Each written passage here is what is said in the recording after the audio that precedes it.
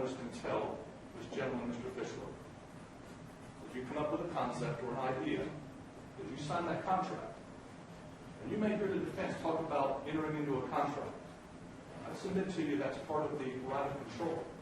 If Mr. Fischler submits to the control of the contract, that's his decision. That doesn't dictate whether there's a right of control or not. He's entered into that contract willingly. Nobody disputes that. Mr. Fischler hasn't said, well, I didn't really want to do it, but I did it anyway. You're going to find right of control in the franchise agreement, which is Exhibit 18. So they can take his intellectual property and keep it for themselves.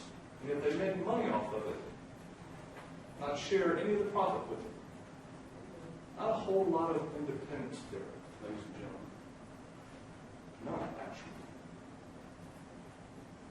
They can block him for pursuing other business pursuits unless he gets written permission from them. There's not a lot of independence there in not being able to pursue other business interests. Of course that's a right of control. Of course it is. How could it not be? The sale of franchise. Look at sections 19 and 20.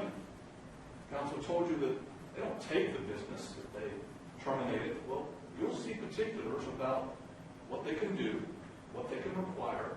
They can prevent him from selling the franchise to somebody that he wants to. It has to be somebody that they approve. Of course that's right of control.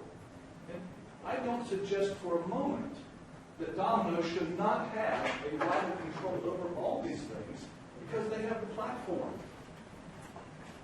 Wonderful for them.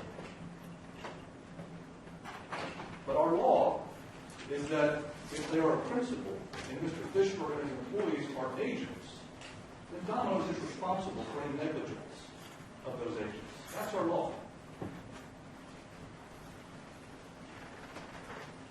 Quickly, we'll go through all of the things that you will see. And ladies and gentlemen, I invite you to look at Exhibit 30. It's a 3-ring binder. It's black. Section 12 is the standard. Section 2 is the product. There's another section that the franchisees have to recover. I think Mr. Deborah told you it's image and identity, something like that. We have covered all of it. I've given you the high points. You can see for yourself what's in there. No weapons, no firearms, no mace. Doesn't matter if it's a law enforcement officer. No bad drivers, no passengers unless they're a Domino's employee. You can't bring your spouse, can't bring your girlfriend or boyfriend. No radar detectors, no offensive bumper stickers. We control the facial hair of our team members. What tattoos can be visible and where. No motorcycles if you want to deliver pizza. Bicycle equipment. We want to dictate what equipment has to be on there. Food preparation. We haven't even gone into Section 2, the food preparation, because this tragedy happened not in the making of the food part of the operations, the day-to-day operations, if you will. It happened in the delivery part. But it is right of control, and they're entitled to control it. We understand why. If the defense says, well, we do these things because of brand, and we do these things because of reputation and trademark, it doesn't matter why they have the right of control. You won't see a construction on the law that says, well, if the right of control is for brand, then they get a pass.